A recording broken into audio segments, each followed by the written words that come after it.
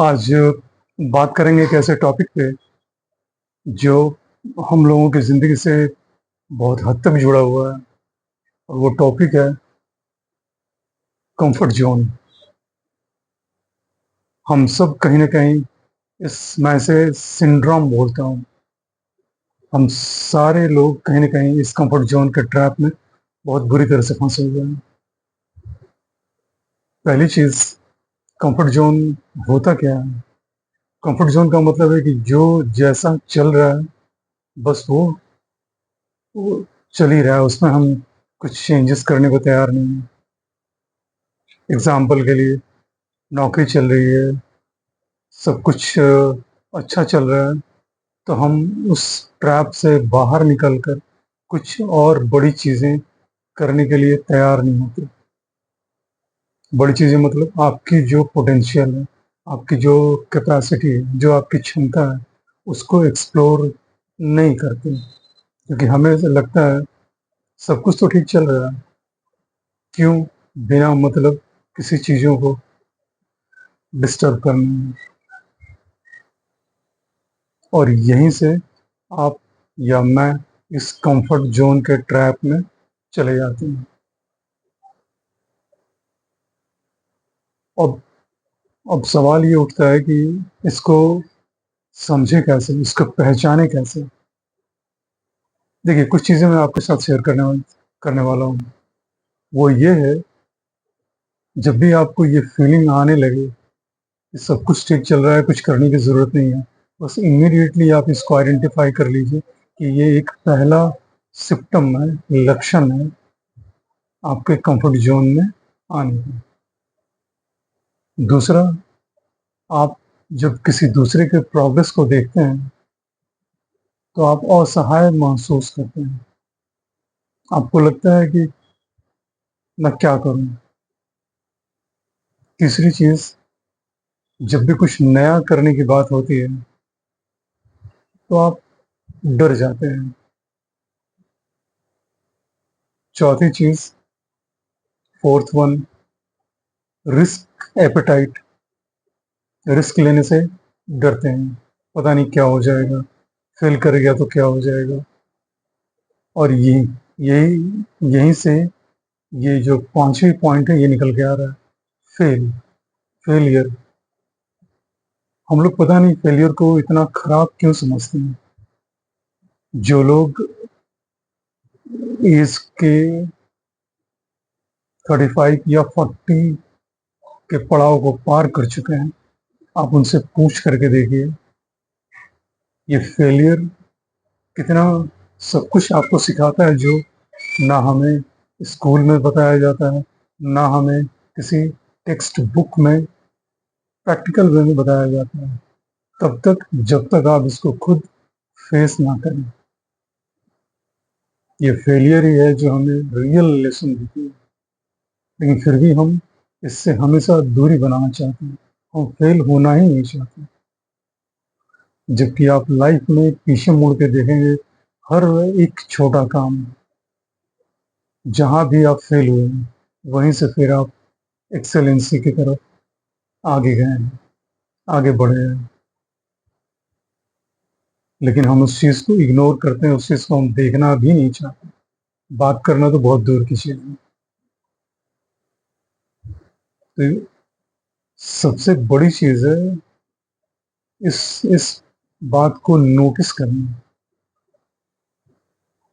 अब अब सवाल होता है कि ये जो सिम्टम्स हैं, ये जो लक्षण हैं, इनको हमने आइडेंटिफाई तो कर लिया, अब नेक्स्ट क्या करें? देखिए, शुरुआत हमेशा छोटी चीज़ों से करना ज़्यादा अच्छा माना जाता है, ऐसा हमें बताया भी गया है और ये प्रैक्टिकल एडवाइस भी है। और ऐसा क्यों है? ये ऐसा इसलिए है कि जब आप छोटी चीज़ों से शुरुआत करते हैं तो आपका नुकसान छोटे लेवल पे ही होता है। ये तो हो गई एक एक पहलू, एक पक्ष। दूसरा पक्ष क्या है? अगर आप उस काम में सक्सेस पा लेते हैं तो क्या होता है? तो आपका मोटिवेशन बढ़ता है। ये एक साइकोलॉजिकल फैक्ट है। छोटी सी छोटी सी जीत आपको खुशी देती है, वो आपको पुश देती है, वो आपको आगे जाने के लिए मोटिवेट करती है। इसलिए शुरुआत हमेशा छोटे से करें। दूसरी बात, अपने प्रोग्रेस को ट्रैक करना भी ज़रूरी है। आप चेक करेंगे आपने ऐसा क्या किया जिस वजह से आप सफल हुए, और ऐसा क्या नहीं किया जिस वजह से आपको वो सफलता नहीं मिली जिसकी आपको चाहत थी। इसके बाद रिस्क लेना स्टार्ट कीजिए। रिस्क मतलब वो रिस्क जो कैलकुलेटेड रिस्क कहलाता है। ऐसा नहीं कि आपको रिस्क लेना है, किसी ने बोल दिया कि हाँ जी आपको किसी ब्रिज पे जाकर के नीचे छलांग लगानी है, बिना देखे कि नीचे नीचे क्या है, आप आपकी जान को खतरा तो नहीं है। तो वैसे रिस्क की बात मैं नहीं कह रहा, कैलकुलेटेड रिस्क, जहाँ आपको अच्छे से पता है कि ये रिस्क मैं अफोर्ड कर सकता हूँ जरूरी से। इसके बाद अपने मन में एक डर जो आपका बैठा हुआ रहता है कि मैं फेल हो गया तो समाज क्या कहेगा, फेलियर को कोई इम्पोर्टेंस नहीं मिलता। देखिए, यहाँ पे आप दो ही चीज़ कर सकते हैं।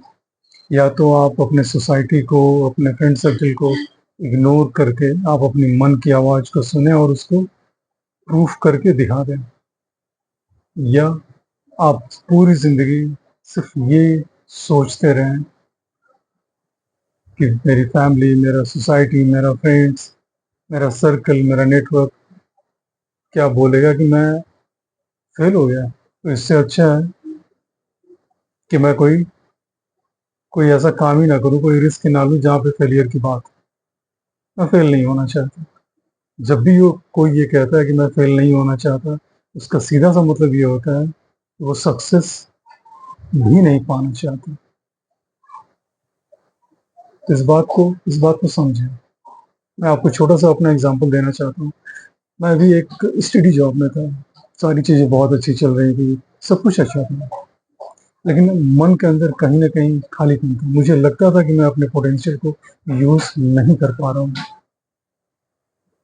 और उसका रीज़न जब मैंने आइडेंटिफ़ाई किया तो मुझे पता लगा ये मेरे अंदर बैठा हुआ एक डर, फेल हो गया तो रिस्क अगर मैंने लिया और वो मुझे सक्सेस में कन्वर्ट नहीं हुआ तो, ये सारी चीज़ें। इसके लिए एक टर्म दिया जाता है मेंटल मॉडल्स। ये हम बहुत कुछ खुद पे ही लागू कर देते हैं। इनसे बाहर निकलना है आपको। इन सब चीज़ों का कोई इम्पोर्टेंस नहीं होता। एक कहावत भी है जो बहुत लाइटर नोट पे मैं आप लोगों के साथ शेयर करता हूँ, जैसी आपकी दृष्टि होती है वैसे आपका सृष्टि होता है। तो आप नज़रिया अच्छा रखिए, अपने लिए पहले अच्छा रखिए, सोसाइटी के लिए तो रखिए ही, पहले इन सब चीज़ों को सोचिए भी।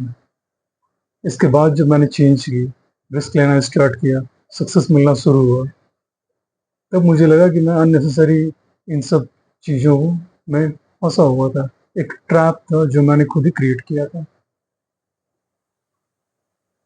तो इन सब चीज़ों को समझिए। ये आपको पुश करेंगे, आपको आगे ले जाएँगे, आपको सक्सेस देंगे। अगर इस वीडियो में आप यहाँ तक पहुँचे हैं और ये जानकारी आपको किसी भी तरह से ये उपयोगी लगी हो, काम की लगी हो, तो इसको लाइक करना मत भूलिएगा। सब्सक्राइब तो ज़रूर कीजिएगा, क्योंकि ऐसे ही कंटेंट्स मैं अपने चैनल पे लाता रहता हूँ। ये मेरे प्रैक्टिकल्स अनुभव हैं जो मैंने अपनी ज़िंदगी से सीखा है।